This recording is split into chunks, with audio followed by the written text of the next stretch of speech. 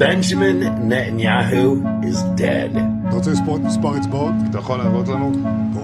What you guys are watching, I get this in video lead. We're going to zoom in on the coffee because they're talking about how full the cup of coffee is and the fact that it's moving and not spilling. Di mana sebenarnya Benjamin Netanyahu? Apakah dia sudah mati? Apakah Perdana Menteri Israel itu sudah ditelan bumi? Dari semua bukti yang beredar di media sosial dan berita global, Netanyahu hilang dari panggung publik sejak 1 Maret hingga hari ini. Dia tiba-tiba lenyap. Bukan lenyap karena sibuk perang, tapi lenyap total dari hadapan dunia. Tidak ada live interview, tidak ada jumpa pers, tidak ada pidato di Knesset atau di Council Militer. Dan ketika dia muncul, yang tampil bukan lagi daging dan tulang, tetapi sekumpulan piksel hasil rekayasa algoritma AI yang sangat buruk. Pada 13 Maret, akun resmi Netanyahu mengunggah sebuah video pidato. Latar biru biasa, ekspresi serius biasa, tapi ada yang salah secara fundamental. Jika Anda menjeda dengan tepat, tangan kanan pria yang mengaku Netanyahu itu memiliki 6 jari. Bukan ilusi, bukan lipatan kulit, bukan shadow play. Ini adalah kesalahan klasik dari AI text to video yang tidak paham anatomi manusia. Setelah jari kelingking, ada tambahan 1 jari aneh di sampingnya.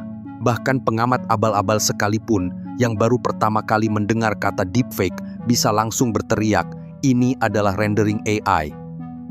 Situs pendeteksi konten buatan AI seperti Hive Moderation dan Deepware Scanner ketika digunakan oleh netizen untuk memindai video itu mengembalikan satu kesimpulan.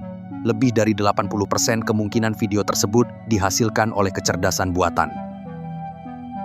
Kemudian, karena netizen terus berisik soal kabar kematiannya, maka pada 15 Maret, akun resmi Netanyahu kembali merilis video baru. Sebuah video yang memperlihatkan Netanyahu sedang santai di sebuah kedai kopi. Dalam video ini, dia bahkan secara sarkastis berkata, "Apa kalian ingin menghitung jumlah jari saya?" sambil menunjukkan 5 jari di masing-masing tangannya. "Cheers," katanya sambil mengangkat gelas plastik berisi kopi. Cerdik, bukan? Tampaknya pihak Israel belajar dari kesalahan video pertama, sehingga pada video kali ini mereka memperbaiki jari-jarinya. Tapi masalahnya, mereka lupa memperbaiki yang lain. Lihat tangannya yang meraih kopi. Pada awal shot, gelas plastik itu kosong melompong. Kemudian, tanpa ada proses menuang, gelas itu tiba-tiba penuh berisi kopi. Bukan hanya penuh, tapi penuh sangat penuh hingga hampir mencapai bibir gelas. Lalu dia minum. Dan anehnya, setelah diminum, kopinya tidak berkurang 1 mili pun. Gelas itu terus penuh. Tidak ada bekas kopi di mulut. Tidak ada riak cairan saat digerakkan, dan yang paling mencengangkan, kopi yang sangat penuh itu tidak tumpah meskipun gelasnya digerak-gerakkan. Coba Anda lakukan di rumah. Isi gelas plastik sampai penuh, lalu genggam dan gerak-gerakan. Pasti tumpah. Tapi tidak dengan Netanyahu versi AI ini. Kopi itu seperti lem epoksi, menempel diam di tangannya, meskipun gravitasi bekerja.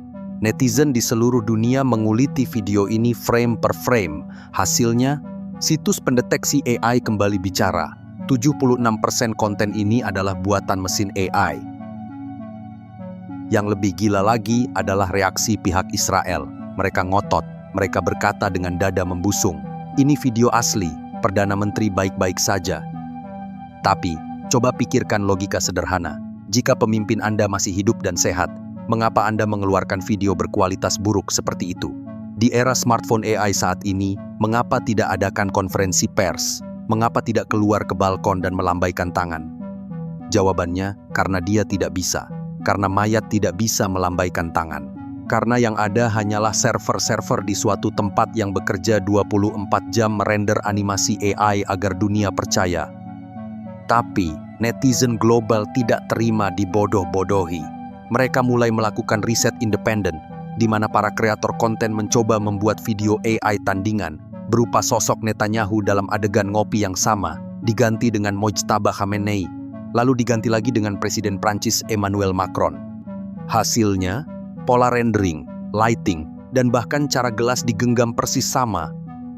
Ini membuktikan satu hal, video Netanyahu ngopi bukanlah rekaman, melainkan template AI yang tinggal digonta-ganti wajah dan tubuhnya. Selain itu, akun resmi Netanyahu yang biasanya posting 3-6 kali dalam sehari selama perang, tiba-tiba mati suri. Kantor Perdana Menteri hanya mengeluarkan pernyataan tertulis bahwa Netanyahu tidak terkonfirmasi. Apa maksud tidak terkonfirmasi?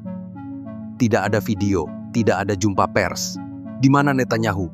Mengapa diam 1000 bahasa ketika negaranya sedang dihujani rudal balasan dari Iran? Seorang pemimpin negara yang sedang berperang tidak bisa bersembunyi. Tapi Netanyahu bersembunyi. Atau lebih tepatnya, mayat Netanyahu sedang disembunyikan. Bukti selanjutnya adalah sebuah pertemuan yang sangat penting. Pada 14 Maret, Dewan Militer Negara Israel mengadakan pertemuan tingkat tinggi di Tel Aviv.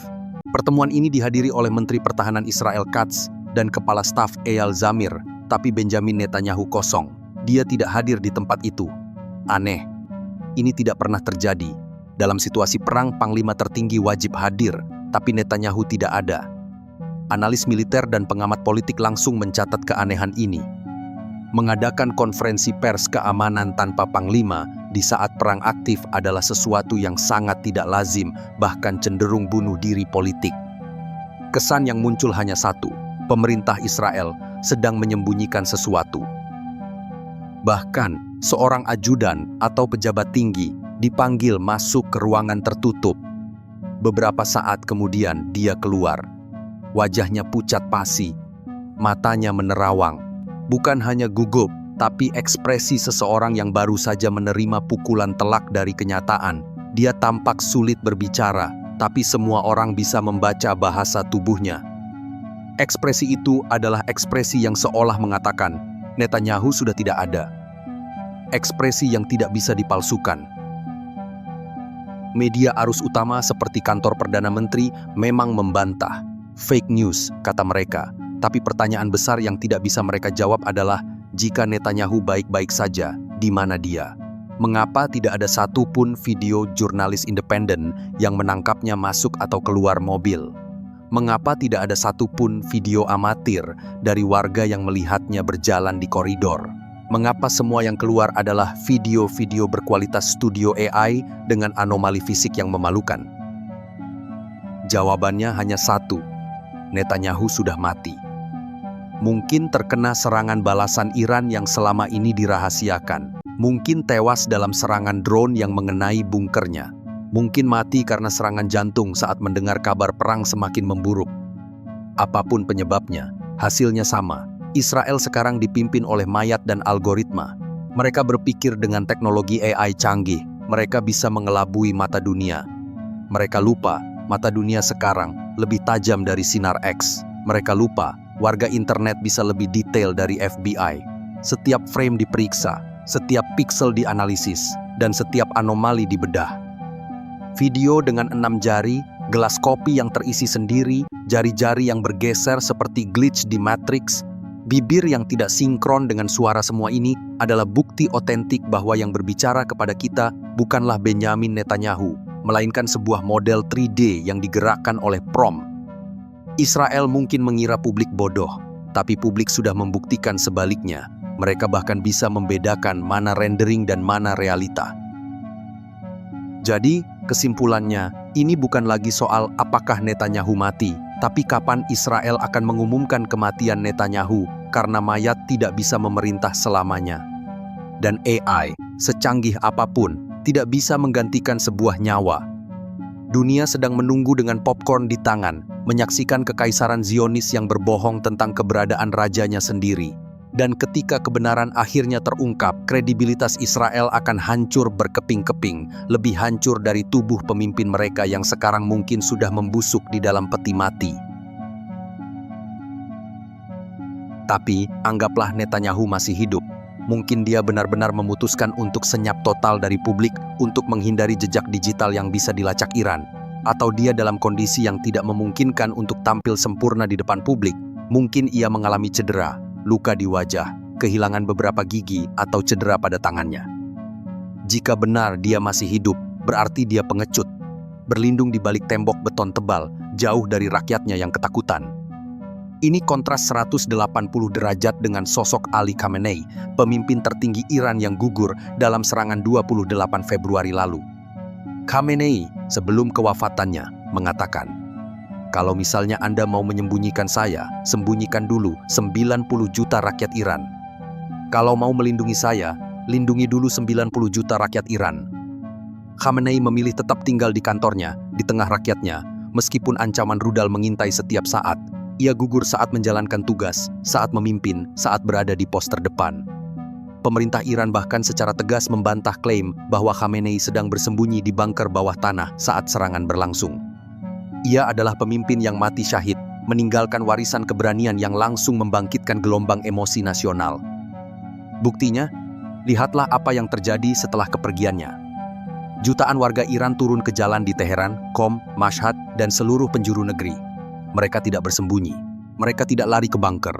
Mereka justru berkumpul di lapangan terbuka, membawa bendera Iran dan poster Khamenei, meneriakkan slogan-slogan anti-Amerika dan anti-Israel, mengecam agresi yang merenggut nyawa pemimpin mereka. Inilah potret sebuah bangsa yang tidak takut mati. Inilah potret rakyat yang pemimpinnya telah menanamkan keberanian, bukan ketakutan. Duka itu dirayakan di jalanan, bukan di ruang bawah tanah. Bahkan di tengah ancaman serangan lanjutan, rakyat Iran memilih untuk berkumpul, menunjukkan eksistensi mereka.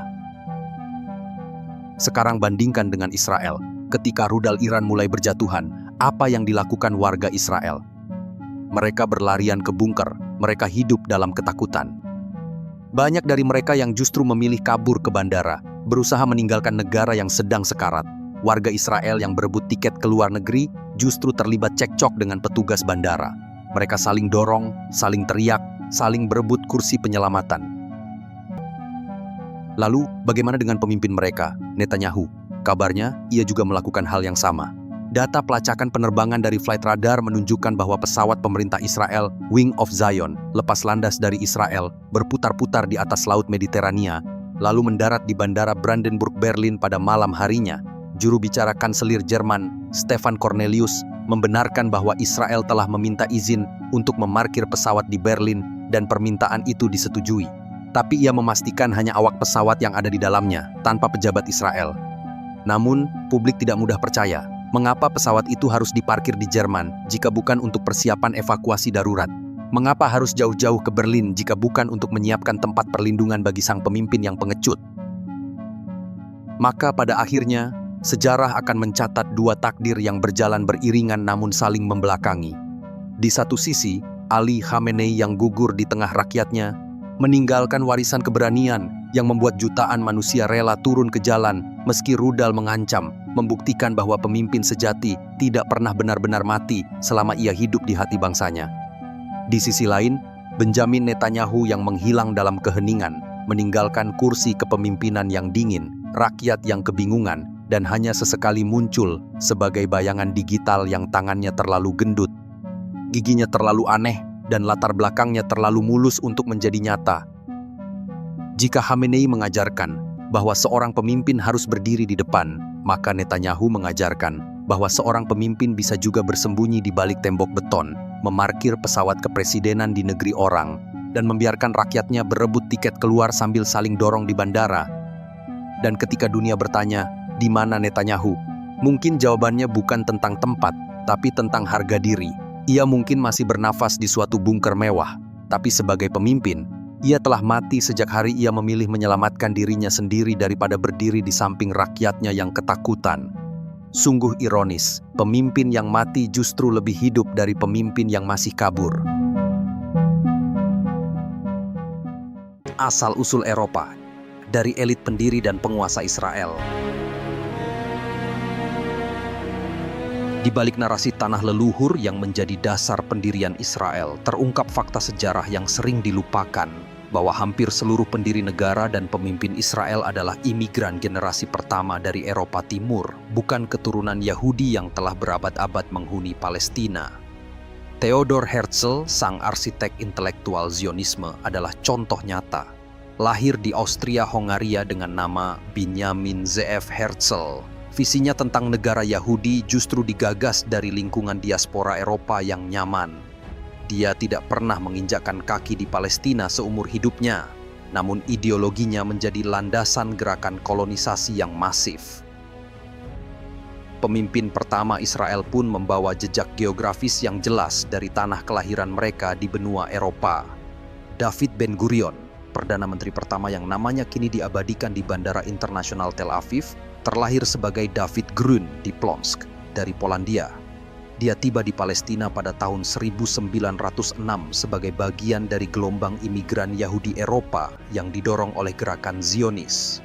Chaim Weizmann, presiden pertama Israel, menghirup udara pertama kalinya di Motal, Kekaisaran Rusia yang sekarang Belarus. Sementara Golda Meir, satu-satunya perempuan yang pernah memegang jabatan Perdana Menteri Israel, menghabiskan masa kecilnya di Kiev, Ukraina dengan nama Golda Mabovich. Sebelum keluarganya melarikan diri ke Amerika Serikat akibat pogrom anti-Yahudi, dia kemudian pindah ke Palestina pada tahun 1921. Bahkan Menachem Begin, Perdana Menteri yang memenangkan Perang 6 Hari, memulai hidupnya sebagai Mieczysław Biegun di Brest-Litovsk, Belarus, sebelum menjadi komandan kelompok paramiliter Irgun yang bertanggung jawab atas pembantaian di Deir Yassin. Pola ini tidak berhenti pada generasi pendiri. Benjamin Netanyahu, Perdana Menteri Israel, kerap dipromosikan sebagai Sabra atau kelahiran lokal, namun akar keluarganya mengungkap cerita yang berbeda. Ayahnya, Benzion Netanyahu, lahir sebagai Benzion Milejkowski di Warsawa, Polandia, dan baru tiba di Palestina pada tahun 1920. Perubahan nama keluarga dari Milejkowski menjadi Netanyahu yang secara harfiah berarti pemberian Tuhan merupakan strategi umum untuk menghapus identitas Eropa dan mengkonstruksi citra kesesuaian dengan narasi Alkitabiah. Isaac Herzog, presiden Israel saat ini, melanjutkan tradisi keturunan diaspora Eropa ini. Kakeknya adalah Rabbi Isaac Halevi Herzog, kepala Rabi Irlandia, menegaskan keterkaitan erat antara elit politik Israel dengan komunitas Yahudi Eropa Barat. Dalam kabinet Netanyahu saat ini, pola dominasi keturunan Eropa tetap mencolok. Yoav Gallant, Menteri Pertahanan, lahir di Israel tetapi merupakan anak dari pasangan korban Holocaust asal Polandia. Ibunya termasuk pengungsi Yahudi Eropa yang ditolak masuk Palestina oleh Inggris dalam insiden kapal SS Exodus yang terkenal itu. Bezalel Smotrich, Menteri Keuangan yang vokal mendukung ekspansi permukiman, menyandang nama belakang yang berasal dari kota Smotrich di Ukraina, mengisyaratkan asal-usul keluarganya di sana. Meskipun ada beberapa pengecualian seperti Itamar Ben-Gvir yang merupakan keturunan Irak Kurdistan, serta Eli Cohen yang merupakan keturunan Maroko, mereka tetap berada dalam struktur kekuasaan yang didominasi oleh keturunan Askenazi. Fenomena penggantian nama menjadi kunci dalam memahami identitas elit Israel. Proses Hebraisasi nama seperti Grun menjadi Ben-Gurion atau Milejkowski menjadi Netanyahu bukan sekedar perubahan administratif. Ini adalah alat politik untuk menciptakan diskontinuitas simbolis dengan masa lalu diaspora dan membangun mitos kesinambungan langsung dengan Yahudi kuno Palestina. Praktik ini mencapai puncaknya pada tahun 1950-an di bawah Perdana Menteri David Ben-Gurion, yang secara aktif mendorong para pejabat dan tentara untuk mengadopsi nama Ibrani asli. Ironisnya, nama Ibrani otentik yang mereka pilih seringkali baru diciptakan belakangan ini, tidak memiliki akar sejarah yang dalam di wilayah tersebut. Keturunan Yahudi Askenazi Eropa Timur menempati puncak piramida sosial, menguasai institusi politik, ekonomi, dan budaya. Mereka umumnya memiliki kulit lebih terang dan membawa budaya Eropa yang kemudian dilembagakan sebagai budaya nasional. Di bawah mereka, Yahudi Mizrahi dari dunia Arab dan Sephardik keturunan Spanyol atau Portugis menghadapi diskriminasi sistemik sejak awal negara Israel berdiri. Ribuan anak Mizrahi secara paksa diambil dari orang tua mereka pada tahun 50-an untuk diasimilasi ke keluarga Askenazi. Skandal yang dikenal sebagai Yemenite Children Affair. Ketimpangan ini bertahan hingga kini. Kota-kota pinggiran yang dihuni mayoritas Mizrahi seperti Sderot menerima anggaran keamanan yang lebih rendah meski lebih sering menjadi sasaran roket. Dominasi Askenazi dalam narasi nasional juga terlihat dalam bahasa. Meskipun mayoritas pendatang awal berbicara Yiddish, yaitu Jermanik dengan campuran Slavia dan Ibrani, bahasa ini sengaja ditekan demi mempromosikan Ibrani yang seolah-olah dimurnikan sebagai bahasa nasional. Keputusan ini mengabaikan kenyataan bahwa Ladino, yaitu Yahudi Spanyol, dan dialek Arab Yahudi telah menjadi bahasa ibu komunitas Yahudi Timur Tengah selama berabad-abad. Bahasa Ibrani modern sendiri sebenarnya adalah rekonstruksi buatan yang distandardisasi pada abad ke-20, sangat berbeda dengan varian liturgis atau dialek lokal yang pernah ada di Palestina. Kenyataan demografis ini menciptakan paradoks mendasar dalam identitas Israel modern. Di satu sisi, negara ini memproklamirkan diri sebagai tanah air abadi bagi seluruh orang Yahudi berdasarkan ikatan sejarah kuno. Di sisi lain, institusi utamanya dibentuk oleh dan masih didominasi oleh keturunan imigran Eropa, yang hubungan historisnya dengan geografi ini sangat berbeda dengan Yahudi Mizrahi atau Sephardik yang memiliki akar lebih panjang di Timur Tengah. Pendiri-pendiri Eropa ini membangun negara dengan model sosialis Eropa Timur melalui sistem kibbutz, mengadopsi struktur birokrasi ala Barat, dan mempromosikan estetika Eropa sebagai standar kecantikan nasional. Ketika menelusuri asal-usul geografis para pemimpin Israel, dari Herzl di Wina, Ben-Gurion di Polandia, hingga keluarga Netanyahu di Warsawa, sejarah mengungkapkan narasi yang lebih kompleks daripada klaim sederhana tentang pulang ke Sion. Negara ini lahir dari visi diaspora Eropa, dibangun oleh tangan-tangan imigran Eropa, dan hingga hari ini masih dikendalikan terutama oleh keturunan mereka. Pengakuan terhadap realitas historis ini penting bukan untuk menyangkal hak hidup Israel, tetapi untuk memahami bahwa negara ini pada dasarnya adalah produk gerakan kolonisasi modern abad ke-20, bukan kelanjutan organik dari kerajaan Daud atau Salomo. Proses pembentukan identitas nasional melalui penghapusan nama asli Eropa, penindasan bahasa ibu imigran, dan marginalisasi Yahudi non-Eropa mencerminkan ketegangan permanen antara mitos pendirian negara dan kompleksitas sejarah diaspora Yahudi yang sebenarnya.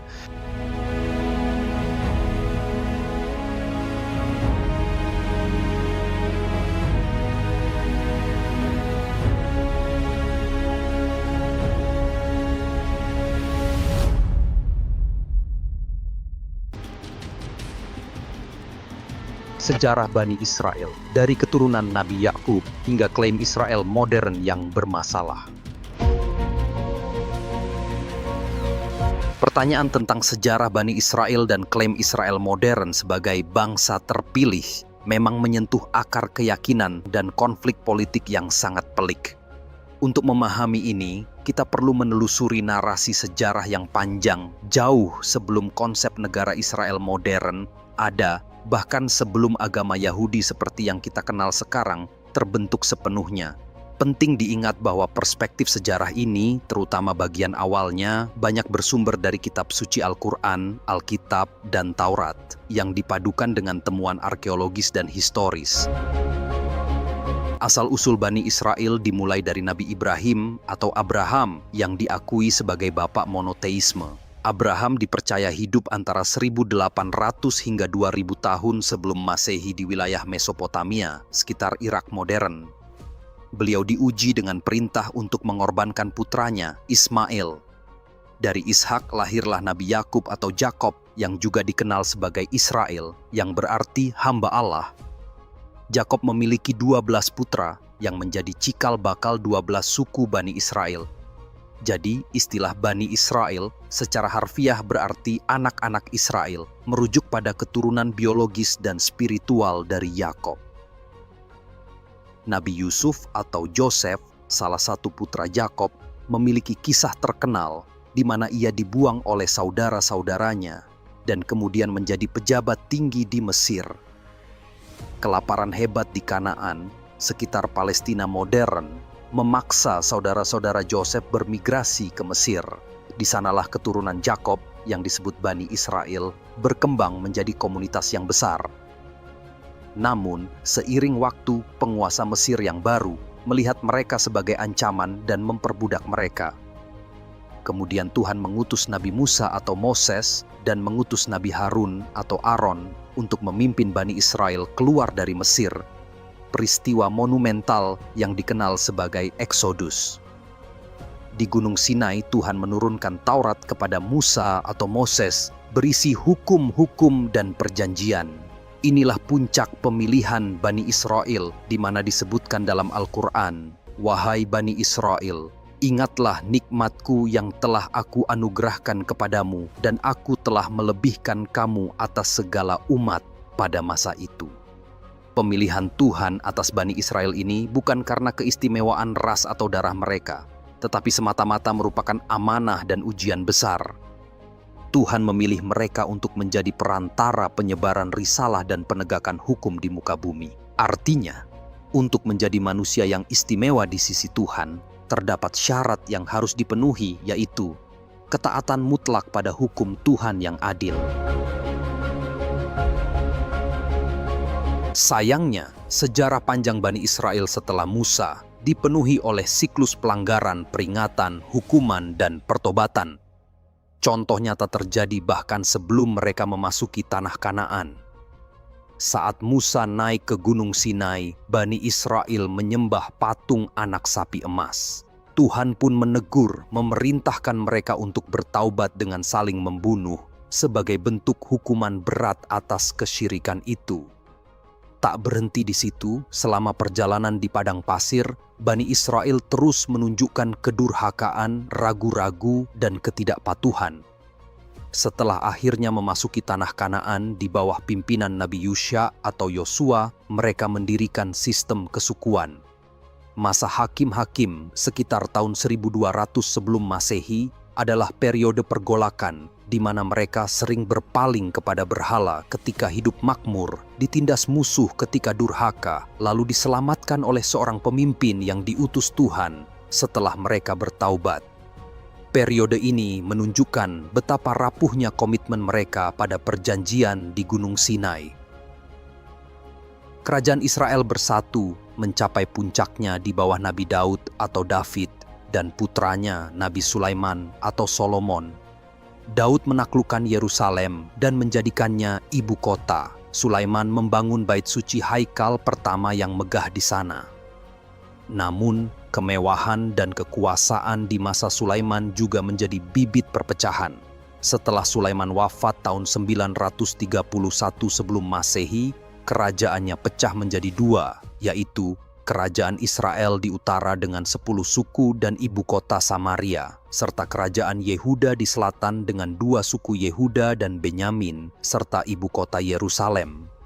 Kedua kerajaan ini sering bertikai dan sama-sama terjebak dalam penyembahan berhala serta ketidakadilan sosial. Para nabi seperti Nabi Ilyas atau Elia, Ilyasa atau Elisa, Yesaya, Yeremia, dan banyak lainnya diutus untuk menyeru mereka kembali menuju monoteisme dan keadilan. Tapi ternyata mereka terus durhaka dan membunuh nabi-nabi mereka. Akibat kedurhakaan yang terus-menerus ini, hukuman Tuhan pun datang. Kerajaan Israel Utara dihancurkan oleh Asyur atau Assyria pada tahun 722 sebelum Masehi. Penduduknya yang terdiri dari 10 suku diasingkan dan menghilang dari sejarah. Kerajaan Yehuda Selatan bertahan lebih lama, tetapi juga jatuh ke tangan Babilonia yang dipimpin oleh Nebukadnezar pada tahun 587 sebelum Masehi. Bait suci Sulaiman dihancurkan hingga rata tanah dan elit masyarakat, termasuk para pemuka agama, diasingkan ke Babel atau pembuangan Babilonia. Peristiwa kehancuran bait suci dan pembuangan ini adalah titik balik paling traumatis dalam sejarah Bani Israel, menandai berakhirnya kerajaan merdeka mereka dan menjadi bukti nyata bahwa status terpilih telah dicabut akibat pelanggaran yang berat terhadap perjanjian. 50 tahun kemudian, Kekaisaran Persia di bawah Cyrus Agung menaklukkan Babilonia dan mengizinkan orang-orang Yahudi, istilah yang mulai populer untuk menyebut keturunan Yehuda, untuk pulang ke Yerusalem. Mereka membangun kembali bait suci dan selesai sekitar tahun 516 sebelum Masehi. Namun, mereka tetap menjadi wilayah taklukan Persia, lalu taklukan Alexander Agung, taklukan dinasti Yunani Seleucid, dan akhirnya taklukan Romawi pada tahun 63 sebelum Masehi. Pada masa penjajahan Romawi inilah sosok Nabi Isa Al-Masih atau Yesus lahir. Penting ditekankan di sini, Nabi Isa diutus Tuhan kepada Bani Israel mengajarkan kembali esensi monoteisme yang murni, mengoreksi penyimpangan yang telah merasuk di antara pemuka agama Yahudi saat itu, seperti kaum Farisi yang dianggap hipokrit. Ajaran Yesus adalah kelanjutan dan pemurnian dari risalah para nabi sebelumnya, dan dia datang untuk membenarkan Taurat, menghalalkan sebagian yang diharamkan atas mereka sebagai hukuman, dan mengajarkan monoteisme, menyembah satu Tuhan, Tuhanku dan Tuhanmu. Namun, sebagian besar Bani Israel menolak kerasulan Isa atau Yesus ini. Mereka berusaha menyalibnya, tetapi Tuhan menyelamatkannya. Penolakan terhadap Isa dan pemberontakan berulang terhadap Romawi akhirnya membawa bencana besar. Tahun 70 Masehi, Jenderal Romawi Titus mengepung Yerusalem, menghancurkan bait suci kedua hingga rata tanah, tersisa hanya tembok barat yang tersisa sedikit. Peristiwa ini jauh lebih dahsyat daripada pembuangan ke Babilonia, karena Romawi tidak hanya menghancurkan bangunan suci, tetapi juga secara sistematis menghapus otonomi politik dan keagamaan Yahudi di Yudea. Pemberontakan terakhir, yaitu pemberontakan Bar Kokhba tahun 132 hingga 135 Masehi, berakhir dengan kekalahan telak. Romawi mengusir sebagian besar orang Yahudi dari Yerusalem, mengganti nama provinsi itu menjadi Syria Palestina untuk menghapus identitas Yahudi. Orang Yahudi tersebar dan berdiaspora ke berbagai penjuru kekaisaran Romawi dan sekitarnya, dan peristiwa ini menjadi akhir dari era Bani Israel sebagai entitas politik dan mayoritas di Tanah Suci untuk berabad-abad berikutnya. Kehancuran Bait Suci kedua tahun 70 Masehi menjadi titik krusial bagi transformasi komunitas Yahudi. Tanpa pusat peribadatan utama, tanpa kerajaan, dan tersebar di diaspora, Yahudi berubah dari agama yang berpusat pada bait suci dan korban, menjadi agama yang berpusat pada kitab Tanakh atau Perjanjian Lama, dan penafsiran para rabi atau cendekiawan agama yang tidak berdasarkan firman Tuhan. Periode inilah yang terjadi di abad-abad pertama Masehi yang menjadi perkembangan signifikan tradisi lisan yang kemudian menjadi kitab Talmud, disertai pembentukan Yudaisme rabbinik seperti yang kita kenal sekarang. Kitab Talmud merupakan hasil ijtihad, perdebatan, penafsiran, dan kodifikasi yang dilakukan oleh para rabi cendekiawan agama selama beberapa generasi, terutama setelah kehancuran Bait Suci kedua tahun 70 Masehi. Status Talmud sebagai Taurat lisan yang diyakini diturunkan bersama Taurat yang diturunkan kepada Musa, kemudian diwariskan secara lisan hingga akhirnya dituliskan, adalah klaim teologis yang sulit diverifikasi secara historis dan moral. Di dalamnya terdapat banyak diskusi dan pendapat yang ketika dibaca dapat menimbulkan pertanyaan serius tentang kesetaraan manusia. Beberapa bagian, terutama dalam traktat-traktat tertentu, memuat pernyataan atau hukum yang tampak merendahkan, diskriminatif, atau bahkan memusuhi kelompok non-Yahudi yang sering disebut Goyim atau Akum, akronim untuk penyembah bintang dan rasi yang digunakan untuk merujuk pada penyembah berhala. Sebagai contoh, terdapat pernyataan dalam Talmud Babilonia, misalnya dalam traktat Avodah Zarah, Sanhedrin, dan Kiddushin, yang menyiratkan bahwa nyawa orang Yahudi lebih berharga daripada nyawa non-Yahudi, atau bahwa non-Yahudi secara inheren memiliki kecenderungan moral yang lebih rendah. Hal ini menjadi sangat krusial dalam konteks politik Israel-Palestina, di mana narasi keagamaan tentang bangsa terpilih dan tanah perjanjian yang sering didasarkan pada penafsiran literal kitab suci, termasuk Talmud, digunakan untuk membenarkan pendudukan, perampasan tanah, dan perlakuan tidak adil terhadap warga Palestina non-Yahudi. Terdapat juga aturan hukum yang membedakan perlakuan terhadap orang Yahudi dan non-Yahudi dalam hal kesaksian di pengadilan, urusan bisnis, atau kewajiban untuk menolong. Larangan keras riba sesama Yahudi misalnya tidak berlaku sama ketatnya dalam transaksi dengan non-Yahudi dalam beberapa interpretasi hukum klasik. Penting untuk dicatat bahwa komunitas Yahudi dan para rabi sendiri telah lama menyadari sensitivitas dan potensi masalah dari bagian-bagian kontroversial ini. Selama berabad-abad, telah terjadi upaya penafsiran ulang, kontekstualisasi, atau bahkan pengabaian praktis terhadap beberapa hukum dan pernyataan yang dianggap tidak sesuai lagi. Banyak rabi modern, terutama dari aliran reformasi, konservatif, dan bahkan sebagian ortodoks liberal, menekankan bahwa bagian-bagian tersebut harus dipahami dalam konteks historisnya yang spesifik, yakni masa-masa penindasan Romawi, pertentangan dengan agama-agama pagan yang keras, dan pengalaman diaspora yang penuh penganiayaan, di mana komunitas Yahudi yang minoritas dan rentan berusaha mempertahankan identitas dan kelangsungan hidup mereka dengan sangat ketat. Beberapa otoritas Yahudi kontemporer secara eksplisit menyatakan bahwa hukum-hukum yang membedakan non-Yahudi itu tidak berlaku lagi, atau bahwa istilah akum tidak merujuk pada umat beragama monoteistik seperti Muslim atau Kristen, atau bahkan pada non-Yahudi secara umum di zaman modern. Agama Yahudi modern dengan struktur sinagoge, kepemimpinan rabi, dan penekanan pada hukum-hukum Talmud berkembang pesat setelah kehancuran Bait Suci dan setelah penolakan mereka terhadap Nabi Isa serta Nabi Muhammad. Jadi klaim bahwa agama Yahudi adalah agama asli para nabi Bani Israel seperti Abraham, Moses, David, dan Solomon adalah klaim yang bermasalah. Para nabi tersebut adalah para penganut monoteisme murni yang tunduk pada kehendak Tuhan.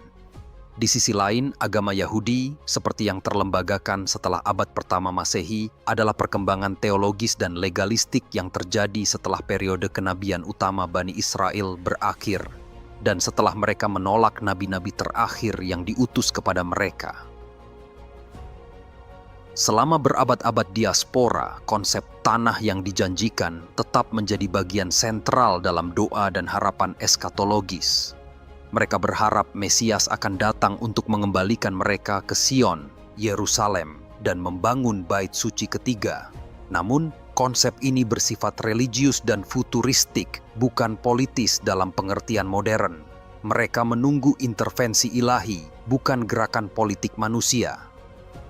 Baru pada akhir abad ke-19, sebagai respons terhadap antisemitisme yang semakin parah di Eropa, muncul gerakan politik sekuler bernama Zionisme. Dipelopori oleh Theodor Herzl, Zionisme bertujuan mendirikan negara bagi orang Yahudi di Palestina, yang saat itu merupakan bagian dari Kesultanan Ottoman. Zionisme adalah gerakan nasionalis sekuler yang menggunakan narasi religius, tanah yang dijanjikan, dan bangsa terpilih sebagai pembenaran politik untuk penjajahan. Inilah akar dari klaim Israel modern. Mereka mengklaim diri sebagai pewaris sah Bani Israel kuno dan penerus hak atas tanah yang dijanjikan berdasarkan Taurat. Klaim Israel modern ini mengandung banyak persoalan mendasar dari sudut pandang sejarah dan teologi. Pertama, kontinuitas genetik yang dipertanyakan, di mana orang-orang Yahudi yang kembali ke Palestina pada abad ke-20 berasal dari berbagai komunitas diaspora yang berbeda secara genetik dan budaya. Sementara penduduk Palestina yang telah menetap di sana secara turun-temurun selama berabad-abad, baik yang Muslim, Kristen, maupun Yahudi Palestina, juga memiliki kemungkinan mengandung darah keturunan penduduk kuno Kanaan, termasuk Bani Israel yang tidak ikut dibuang atau yang kembali kemudian. Klaim hak darah eksklusif berdasarkan keturunan biologis kuno sangat sulit dibuktikan secara ilmiah dan diabaikan kompleksitas sejarah demografi wilayah tersebut selama ribuan tahun. Kedua, penyalahgunaan konsep bangsa terpilih. Konsep bangsa terpilih dalam tradisi aslinya, Perjanjian Sinai, adalah amanah spiritual dan moral yang bersyarat. Ia bukan hak istimewa yang permanen atau turun-temurun tanpa memandang perilaku. Al-Quran dan Alkitab sama-sama mencatat berulang kali bagaimana status ini dicabut atau dianggap tidak berlaku lagi akibat kedurhakaan Bani Israel. Mengklaim status terpilih untuk membenarkan pendudukan tanah, pengusiran penduduk asli, pembangunan permukiman ilegal, dan pelanggaran HAM terhadap warga Palestina adalah distorsi teologis yang parah. Ini bertentangan dengan esensi keadilan dan kemanusiaan yang justru menjadi inti ajaran para nabi Bani Israel sendiri. Ketiga, pengabaian sejarah panjang pendudukan dan keberagaman. Tanah Palestina telah menjadi tempat tinggal berbagai bangsa dan agama selama ribuan tahun setelah kehancuran kerajaan Yahudi kuno, Romawi, Bizantium, Muslim Arab, tentara salib, Mamluk, Utsmaniyah, dan penduduk setempat yang terus-menerus. mengklaim hak eksklusif berdasarkan kepemilikan singkat ribuan tahun lalu, sambil mengabaikan hak penduduk yang telah menetap secara turun-temurun selama berabad-abad di bawah pemerintahan berbagai kekaisaran adalah tidak historis dan tidak adil.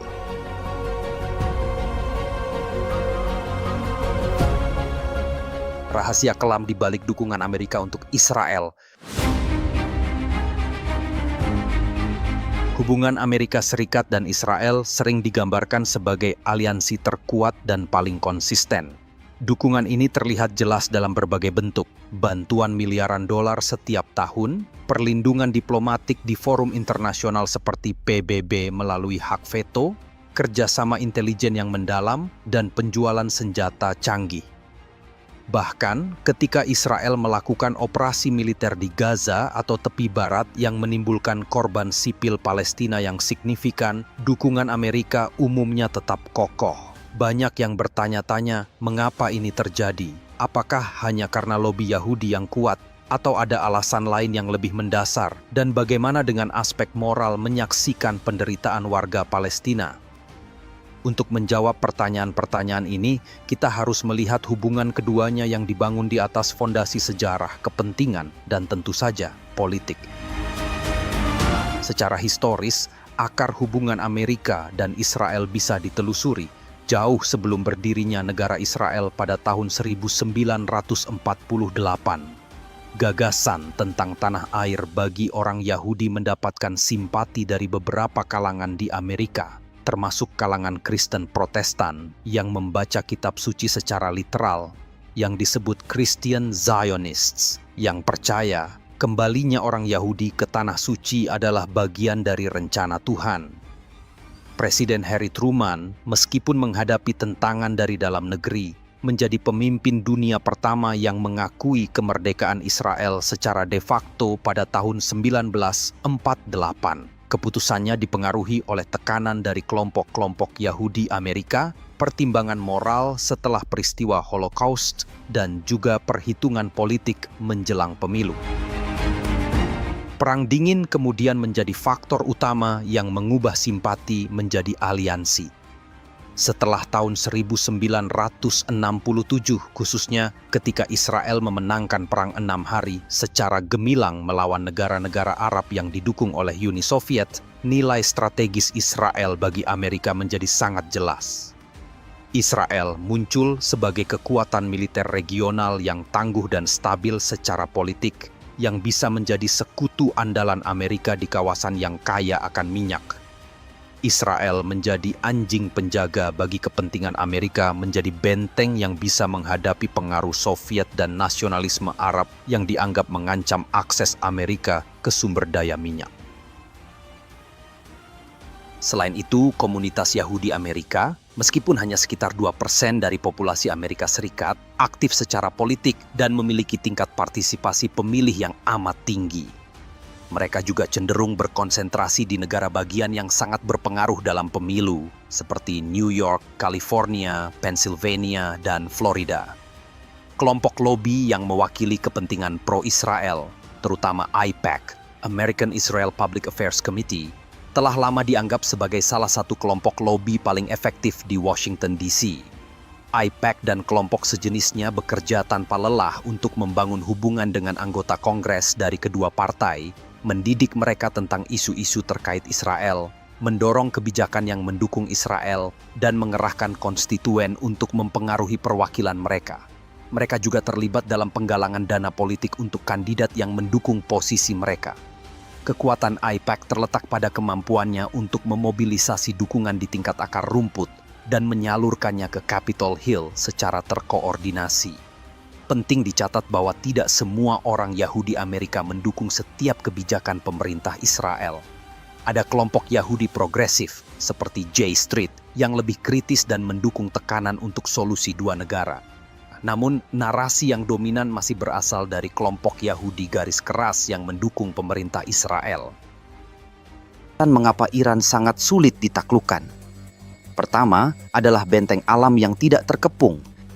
Geografi Iran adalah sekutu pertahanan terkuat pertamanya. Pegunungan Zagros membentang lebih dari 1.600 km dari perbatasan barat laut dengan Turki sekitar koordinat 37 derajat lintang utara, 47 derajat bujur timur, hingga ke selatan dekat Teluk Persia sekitar koordinat 27 derajat lintang utara, 52 derajat bujur timur. Rangkaian pegunungan paralel ini bukan satu punggungan tunggal, melainkan serangkaian puncak tinggi, seperti Puncak Zartkuh 4.548 meter dan Puncak Dena 4.409 meter yang dipisahkan oleh lembah-lembah yang dalam dan sempit serta ngarai yang terjal. Lerengnya curam, kerap kali vertikal dengan sedikit jalur lintas alami. Sejarah invasi ke Iran dari barat seperti oleh Alexander Agung selalu bergantung pada segelintir jalur gunung yang dapat dilalui. Jalur utama seperti celah Asadabad menuju Hamadan, celah Paitak menuju Khorramabad, dan jalur Khorramshahr Ahvaz lebih ke selatan tetapi masih dipengaruhi kaki bukit Zagros menjadi titik choke point yang sangat mudah dipertahankan. Selama Perang Iran-Irak dari tahun 80 hingga tahun 88, tentara Irak yang mencoba menyerang melalui celah-celah ini, seperti dalam Operasi Nasr di selatan dan Operasi Fath al-Mubin di tengah, terjebak dalam kemacetan logistik yang parah di jalur sempit. Mereka menjadi sasaran empuk artileri Iran, serangan helikopter terutama AH-1J Cobra, dan pasukan infanteri Iran yang sangat mengenal medan. Medan berbatu dan hutan yang tersebar memberikan perlindungan alami bagi pasukan pertahanan dan menghambat pergerakan kendaraan lapis baja. Bergerak ke jantung dan timur negara, benteng alam berubah menjadi perangkap logistik yang lebih mengerikan, yaitu gurun-gurun Dasht-e-Kafir dan Dasht-e-Lut. Dasht-e-Kafir atau gurun garam besar mendominasi dataran tinggi tengah Iran bagian utara, sekitar koordinat 34 derajat lintang utara dan 54 derajat bujur timur, membentang hampir 800 km. Permukaannya adalah mosaik dataran garam keras atau kafir, rawa garam berlumpur atau playa, bukit pasir bergerak, dan hamparan tandus berbatu. Suhu permukaan musim panas rutin melampaui 50 derajat Celcius dan pernah mencapai 70 derajat Celcius. Medan ini secara fisik merusak kendaraan dan melumpuhkan manusia. Jalur lintas yang dapat diandalkan sangat langka dan mudah dihancurkan atau dijebak. Lebih ke tenggara, Dasht-e-Lut sekitar koordinat 30 derajat lintang utara dan 58 derajat bujur timur menaikkan tingkat kesengsaraan. Diakui sebagai salah satu tempat terpanas di bumi oleh NASA, suhu tanahnya mencapai rekor 80,8 derajat Celcius yang diverifikasi satelit. Medannya lebih ekstrem, hamparan luas batu vulkanik hitam atau hamada yang menyerap panas seperti Tungku, Bukit Pasir Raksasa, atau Kalut setinggi 300 meter dan dataran garam luas. Curah hujan di bawah 50 mm per tahun membuat kekurangan air absolut. Memasok pasukan invasi modern yang membutuhkan ribuan liter air, bahan bakar, amunisi, dan makanan per hari, melintasi ratusan kilometer gurun ini adalah tantangan logistik yang hampir tak terbayangkan. Konvoi pasokan yang lambat dan mudah diprediksi di medan terbuka akan menjadi sasaran utama serangan gerilya kilat, serangan udara presisi, atau rudal balistik Iran. Jalan raya vital seperti yang menghubungkan Kerman ke Zahedan di tepi Lut sangat rentan terhadap penghancuran dan penambangan. Gurun bukan tempat untuk manuver cepat. Mereka adalah zona kematian di mana pasukan penyerang dikonsumsi oleh jarak, panas menyengat, dan kelangkaan absolut. Beralih ke bagian utara, terdapat pegunungan Alborz yang membentuk perisai lain, membentang sekitar 900 km sejajar dengan pantai selatan Laut Kaspia, dari perbatasan Azerbaijan hingga Khorasan. Puncak Damavand setinggi 5.610 meter yang dinobatkan sebagai gunung tertinggi di Timur Tengah menjadi simbol ketinggian yang menantang ini. Pegunungan ini menciptakan penghalang fisik curam yang memisahkan dataran rendah pesisir Kaspia yang subur dari dataran tinggi pedalaman. Lebih penting lagi, Alborz berdiri sebagai benteng alami ibu kota Teheran yang terletak di kaki selatannya. Jalan-jalan pegunungan berkelok seperti Jalan Chalus dan Jalan Kandofan merupakan titik penyempitan strategis yang mendominasi pendekatan ke kota dari utara. Setiap kekuatan yang mencoba invasi dari utara, secara historis dari arah Rusia atau Kaukasus, harus terlebih dahulu menaklukkan medan menantang ini di bawah pengawasan dan tembakan meriam dari ketinggian.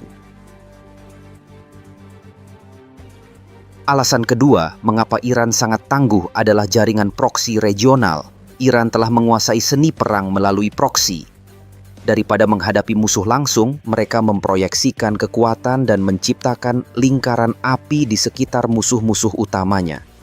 Di Lebanon terdapat Hizbullah, didirikan oleh IRGC-QF pada awal 1980-an. Hizbullah kini menjadi negara dalam negara. Diperkirakan memiliki gudang banyak senjata rudal dan roket, termasuk rudal presisi yang mampu menghujani seluruh wilayah Israel. Pengalaman tempur mereka dari konflik di Suriah membuat mereka menjadi pasukan non-negara paling tangguh di dunia. Di Yaman, terdapat gerakan Ansarullah atau Houthi yang didukung Iran sejak pertengahan tahun 2000-an. Houthi memiliki kemampuan teknis mengesankan dengan serangan rudal balistik dan drone jarak jauh ke bandara, kilang minyak dan infrastruktur vital Arab Saudi dan Uni Emirat Arab, bahkan mengancam lalu lintas kapal di Laut Merah dan Teluk Aden. Di Irak, terdapat berbagai milisi Hashd al-Shabi. Kelompok seperti Kataib Hezbollah dan As-Saib al-Haq memainkan peran kunci mengusir ISIS, serta menjadi alat tekanan Iran terhadap kehadiran Amerika Serikat di Irak melalui serangan roket dan drone yang konstan. Dan di Palestina terdapat Hamas dan Islamic Jihad. Meskipun hubungannya lebih kompleks dan tidak secara langsung, Iran menjadi salah satu penyokong dana dan senjata, terutama kemampuan roket bagi para pejuang dan mujahidin di Gaza. Hamas adalah kelompok utama yang memiliki dasar ideologis yang berbeda dengan Iran, di mana Hamas adalah Sunni, sementara Iran adalah Syiah. Bagaimanapun, semua jaringan di Palestina ini telah berjuang memaksa musuh, terutama Amerika dan Israel, untuk berperang di berbagai front sekaligus, menghabiskan sumber daya finansial dan militer yang sangat besar. Setiap konflik dengan satu kelompok berpotensi memicu eskalasi regional. Iran sendiri relatif terlindung di balik perisai proksi ini. Mengalahkan Iran berarti harus terlebih dahulu menetralisir seluruh jaringan proksinya yang tersebar dan tertanam kuat, sebuah tugas yang hampir mustahil. Alasan ketiga, mengapa Iran sangat sulit untuk dikalahkan adalah arsenal rudal balistik dan drone, pukulan penangkal yang sangat masif dan murah. Iran telah membangun program rudal balistik domestik besar dan beragam di dunia, sebagian besar di bawah kendali IRGC Aerospace Force. Kemampuan ini menjadi jantung strategi pencegahan yang tercermin, yang pertama dalam skala dan keragaman. Mulai rudal jarak pendek seperti Fatah 110 dan Zolfagar untuk menyerang pangkalan Amerika di negara tetangga. Rudal jarak menengah seperti Shahab 3, Emad, Ghadir, dan Sejil yang mampu menjangkau Israel dan pangkalan Amerika di seluruh teluk. Hingga rudal jelajih jarak jauh seperti Somar dan Hoveyzeh. Dan bahkan rudal balistik antar benua atau ICBM yang sedang dikembangkan, yaitu bernama Khorramshahr 4. Sementara rudal anti kapal yaitu Khalij-e-Fars, khusus dirancang untuk ancaman maritim. Strategi pencegahan yang kedua tercermin dalam doktrin kejenuhan atau saturation dan kelangsungan hidup. Mereka menciptakan rudal untuk diproduksi massal, diluncurkan dari platform bergerak atau silo yang dikubur dan diperkuat, serta tersebar di banyak lokasi. Strateginya adalah membanjiri sistem pertahanan rudal musuh, seperti Iron Dome Israel atau Patriot Amerika, dengan gelombang serangan rudal besar-besaran. Bahkan jika sebagian besar ditembak jatuh, beberapa yang lolos bisa menyebabkan kerusakan dan korban jiwa yang signifikan. Serangan rudal Iran ke sejumlah wilayah di Israel baru-baru ini adalah demonstrasi nyata kemampuan Iran. Strategi pencegahan yang ketiga tercermin dalam revolusi drone (UAV). Iran telah menjadi eksportir dan inovator utama drone militer. Mereka memproduksi berbagai jenis, dari drone kamikaze atau swarming murah dan massal seperti Shahed 136 yang digunakan secara efektif oleh Rusia di Ukraina dan Houthi di Teluk, hingga drone pengintai dan penyerang yang lebih canggih seperti Mohajer 6, Shahed 129, dan Fotros. Drone menawarkan biaya rendah, kesulitan deteksi, kemampuan serangan presisi, dan efektivitas dalam kawanan atau swarm. Iran menggunakan drone ini sendiri dan mengekspornya secara luas ke proksi dan sekutu, seperti Rusia, Yaman, dan lain-lain, mengumpulkan data tempur berharga dan menyebarkan ancaman. Alasan keempat, mengapa Iran sangat tangguh dan sulit dikalahkan adalah penguasaan Selat Hormuz. Posisi geografis Iran memberi mereka kendali atas Selat Hormuz, selat sempit yang menjadi jalur paling vital bagi pasokan energi global. Sekitar 21 juta barel minyak per hari, atau sekitar sepertiga minyak yang diperdagangkan melalui laut dan seperlima pasokan minyak global melewati selat ini. Iran telah mengembangkan Angkatan Laut Asimetris IRGC Navy yang dirancang khusus untuk mengancam atau memblokir selat ini. Pengembangan Angkatan Laut Asimetris yang pertama adalah strategi swahtan laut atau sea denial. Armada besar kapal cepat rudal atau fast attack craft, kapal selam mini kelas Gadir dan Fateh, ranjau laut canggih, baterai rudal darat ke laut berpemandu seperti Khalij Evars dan Hormuz, serta pasukan komando khusus atau Marine Commandos memungkinkan Iran melancarkan serangan mematikan di perairan terbatas Selat Hormuz. Ancaman menutup Hormuz oleh Iran bukanlah gertakan. Jika Iran menutup selat ini, maka akan terjadi lonjakan harga minyak global yang bisa memicu inflasi parah dan resesi dunia. Biaya ekonomi global yang mengerikan ini menjadi pertimbangan besar bagi kekuatan manapun yang memikirkan serangan skala besar terhadap Iran. Ketahanan internal menjadi alasan kelima tentang kekuatan dan ketangguhan Iran. Iran telah bertahan di bawah sanksi puluhan tahun. Iran hidup di bawah sanksi ekonomi internasional yang keras, terutama sejak tahun 1979, dengan intensifikasi signifikan sejak tahun 2006 terkait program nuklirnya, dan puncaknya di bawah kebijakan tekanan maksimum Amerika Serikat pasca tahun 2018. Meskipun sanksi ini menyebabkan inflasi tinggi yang sering terjadi di atas 40%, pengangguran dan kesulitan bagi rakyat, mereka juga memicu adaptasi paksa atas swasembada pertahanan. Karena terputus dari pasokan senjata besar-besaran, Iran membangun industri pertahanan domestik yang luas. Mereka menjadi ahli rekayasa balik, adaptasi, dan inovasi memproduksi secara massal rudal, drone, tank Zulfikar, kapal perang, dan sistem senjata lainnya. Sanksi bukan memperlambat, tetapi justru mempercepat kemandirian militer Iran. Selain swasembada pertahanan, bangsa Iran juga mendorong aparatus keamanan yang kuat dan kontrol sosial. IRGC dan Basij yang merupakan milisinya, serta Badan Intelijen MOIS dan Intelijen IRGC membentuk aparatus keamanan yang kuat dan saling terkait untuk menekan protes internal, seperti protes tahun 2009, 2017, hingga 2018, 2019, dan 2022. Narasi perlawanan terhadap musuh luar seperti Amerika dan Israel digunakan untuk menyatukan pendukung ideologis dan membenarkan penindasan. Meski ada ketidakpuasan publik, rezim telah berulang kali menunjukkan ketangguhannya menghadapi gejolak internal. Alasan yang keenam, mengapa Iran sangat mustahil dikalahkan adalah ambang nuklir atau nuclear threshold. Terlepas dari klaim program nuklir sipilnya, Iran secara sistematis mengembangkan kemampuannya ke ambang negara senjata nuklir. Mereka telah menguasai siklus bahan bakar penuh, termasuk pengayaan uranium hingga lebih 70%, mendekati tingkat senjata 90%, menggunakan ER-6 dan centrifuge canggih lainnya di fasilitas yang dikubur seperti Fordow. Status ambang ini menciptakan strategi bayangan bom. Musuh harus beroperasi dengan asumsi Iran bisa membuat bom dalam waktu singkat jika diputuskan, atau mungkin sudah memiliki komponennya. Ketidakpastian ini menjadi pencegah kuat. Menyerang fasilitas nuklir Iran, seperti serangan siber Stuxnet sekitar tahun 2010 atau pembunuhan ilmuwan seperti Mohsen Fakhrizadeh tahun 2020 adalah operasi berisiko tinggi yang bisa memicu eskalasi besar tanpa jaminan sukses penuh. Dan yang ketujuh atau yang terakhir, alasan Iran sangat tangguh dan kuat adalah diplomasi dan kerapuhan musuh. Iran pandai memanfaatkan perpecahan di antara musuh-musuhnya dan dinamika geopolitik global. Sebagai contoh, persaingan sengit antara Arab Saudi dan Israel, meski sekedar normalisasi, ketegangan antara Turki dan negara-negara Arab, serta ketidakkonsistenan kebijakan Amerika seperti penarikan dari Irak 2011, kesepakatan nuklir JCPOA tahun 2015, dan penarikan Amerika tahun 2018 memberi ruang bagi Iran untuk bermanuver. Adapun soal diplomasi adalah sekutu global alternatif. Ini dapat kita lihat dengan adanya hubungan antara Iran dengan Rusia dan Cina.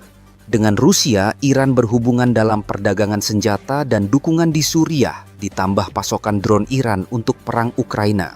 Sementara dengan Cina, Iran menjalin kemitraan strategis 25 tahun yang diteken 2021, pembeli minyak utama meski sanksi. Dua hubungan ini memberi Iran sandaran ekonomi dan politik yang kuat. Di sisi lain, Iran juga memainkan permainan panjang. Mereka memahami keengganan Amerika untuk terlibat dalam perang darat yang panjang dan berdarah setelah pengalaman Irak dan Afghanistan serta sensitivitas Israel terhadap korban jiwa sipil. Pada akhirnya, Iran telah membangun sebuah sistem pertahanan nasional yang terintegrasi secara holistik. Kekuatan konvensional hanya sebagian kecil. Ketangguhannya berasal dari jalinan geografi yang menguntungkan. Strategi asimetris jenius melalui jaringan proksi, kemampuan pemukul jarak jauh rudal dan drone yang masif dan terus berkembang, penguasaan titik kritis ekonomi global Hormuz, ketahanan internal yang terpupuk di bawah tekanan sanksi, ketidakpastian strategis program ambang nuklir, serta kecakapan memanfaatkan kerapuhan dan persaingan antar musuh.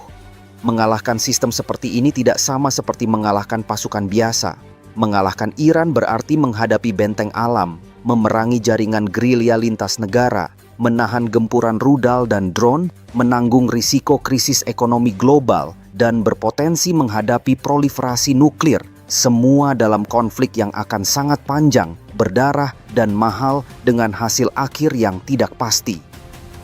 Inilah kalkulus rumit yang membuat Iran, meski sering dianggap sebagai pariah oleh Barat, tetap menjadi kekuatan yang sangat sulit, bahkan nyaris mustahil untuk ditaklukkan secara militer.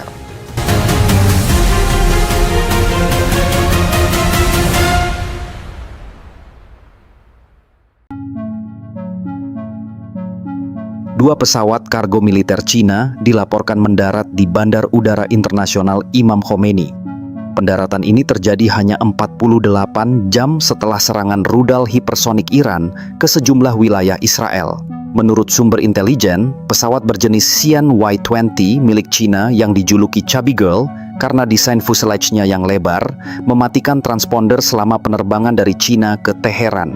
Teknik ini menghindari deteksi sistem pemantauan internasional seperti flight radar, yang biasa melacak pergerakan pesawat sipil atau militer.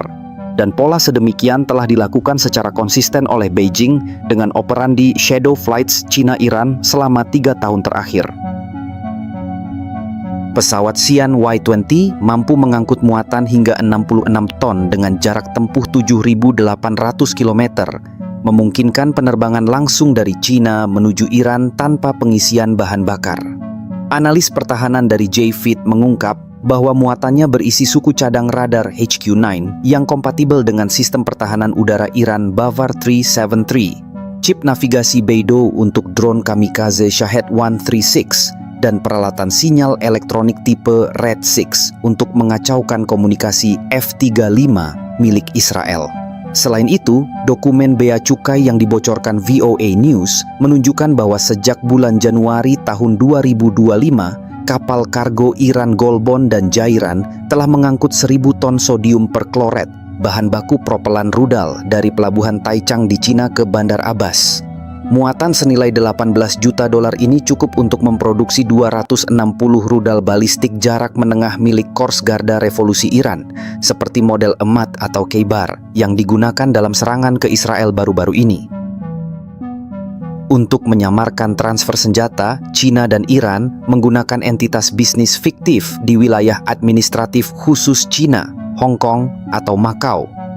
Pola ini mencakup pembayaran melalui bank komersial yang sulit dilacak oleh otoritas sanksi Amerika.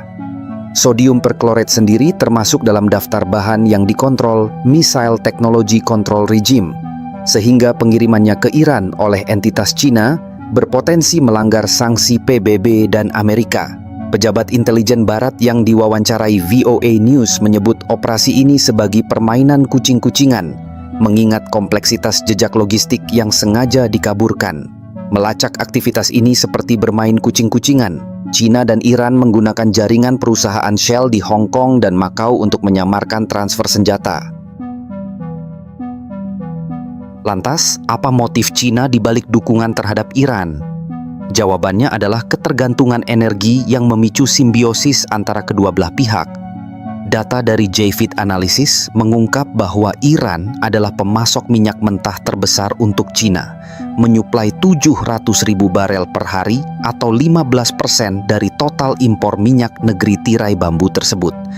Minyak ini dijual dengan diskon besar antara 10 hingga 15 dolar lebih murah per barel daripada harga pasar melalui shadow fleet kapal tanker yang menghindari sanksi barat. Skema ini adalah bagian dari Fakta 25 tahun senilai 400 miliar dolar yang ditandatangani pada tahun 2021, di mana China membiayai transportasi dan energi Iran sebagai ganti akses eksklusif minyak diskon. Dan sekitar 50 miliar dolar per tahun dari pendapatan ini mengalir ke kas Kors Garda Revolusi Iran yang mendanai operasi militer.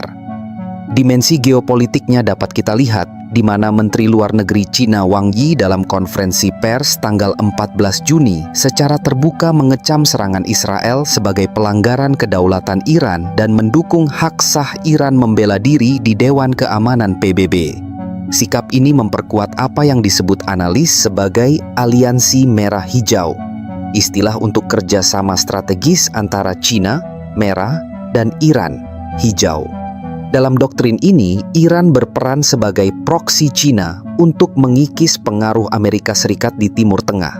Sementara China memanfaatkan Iran sebagai simpul kunci Belt and Road Initiative yang menghubungkan Asia ke Eropa.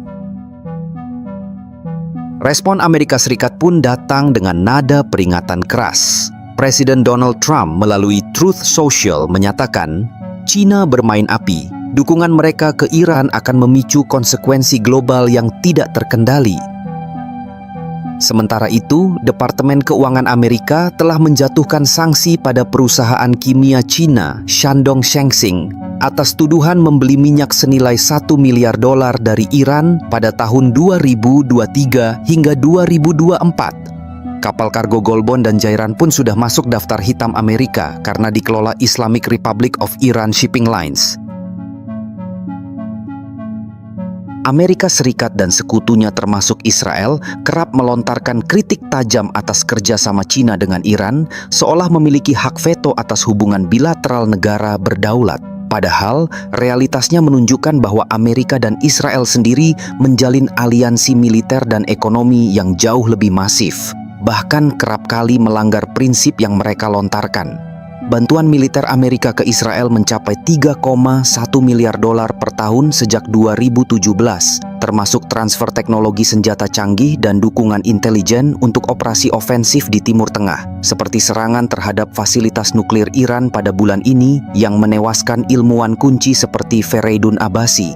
Sementara itu, ketika China sekadar mengimpor minyak dari Iran atau berinvestasi di infrastruktur energi, Washington mencapnya sebagai ancaman keamanan global. Argumen Amerika mengabaikan fakta mendasar bahwa kerjasama ekonomi China-Iran adalah hak berdaulat dua negara merdeka. Fakta 25 tahun senilai 400 miliar dolar antara Beijing dan Tehran yang mencakup investasi di sektor energi, pelabuhan, dan 5G telah melewati proses ratifikasi hukum di Iran. Bandingkan dengan kerja rahasia Amerika-Israel, pembangunan pangkalan drone Israel di wilayah Iran yang digunakan untuk serangan sabotase, seperti yang diungkapkan intelijen Amerika. Jika Amerika berhak membangun aliansi ofensif, mengapa China dilarang menjalin kemitraan ekonomi? Selain itu, klaim bahwa China membantu program nuklir Iran juga mengabaikan hipokrisi nuklir Amerika-Israel. Israel menolak menandatangani perjanjian non-proliferasi nuklir (NPT) dan secara diam-diam mengembangkan 200 hulu ledak nuklir, didukung transfer teknologi dari Amerika tahun 1960-an. Sementara Iran, yang program nuklirnya diawasi ketat, justru disangsi habis-habisan. Amerika bahkan memaksa dunia mematuhi sanksi sepihaknya, seperti ketika perusahaan Cina Zhuhai Zhenrong dihukum tahun 2019 hanya karena membeli minyak Iran, padahal sanksi ini melanggar hukum internasional karena tidak disetujui Dewan Keamanan PBB. Tidak berhenti di situ. Di tingkat geopolitik, kritik Amerika terhadap Cina mencerminkan paranoia atas pergeseran kekuatan di panggung dunia. Ketika Cina mengecam serangan Israel ke kedutaan Iran di Damaskus pada April 2024 sebagai pelanggaran hukum internasional, Amerika justru membalasnya dengan tuduhan memicu ketidakstabilan. Ironisnya, Menteri Luar Negeri Amerika Marco Rubio mengakui bahwa serangan Israel ke Iran adalah keputusan sepihak Tel Aviv tanpa konsultasi dengan Washington. Namun Amerika tetap memberikan perlindungan politik di Dewan Keamanan PBB. Standar ganda ini memperlihatkan bagaimana aturan internasional hanya berlaku bagi musuh Washington, bukan bagi sekutunya. Padahal dari sudut pandang ekonomi, kerjasama Cina-Iran justru membawa manfaat stabilisasi. Investasi Cina menyelamatkan ekonomi Iran yang tercekik sanksi Amerika, menciptakan lapangan kerja di sektor infrastruktur dan mengurangi ketergantungan pada minyak. Sementara embargo Amerika yang memotong 85% ekspor minyak Iran justru memicu krisis kemanusiaan, obat-obatan langka dan inflasi 50%. Jika Amerika peduli pada rakyat Iran, mengapa menghalangi alternatif ekonomi dari Cina? Secara garis besar, upaya Amerika dan sekutunya untuk melarang kerjasama Cina-Iran adalah tidak logis serta hipokrit. Hubungan bilateral adalah hak kedaulatan yang dijamin Piagam PBB, dan Cina berhak memilih mitra tanpa intervensi pihak ketiga. Alih-alih menyoroti Cina, Amerika seharusnya introspeksi. Mengapa program nuklir Israel tidak pernah diaudit IAEA? Mengapa serangan Israel ke konsulat Iran tidak dikutuk?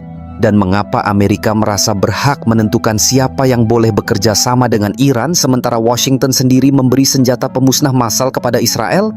Jawabannya jelas, standar ganda yang sudah menjadi budaya Washington.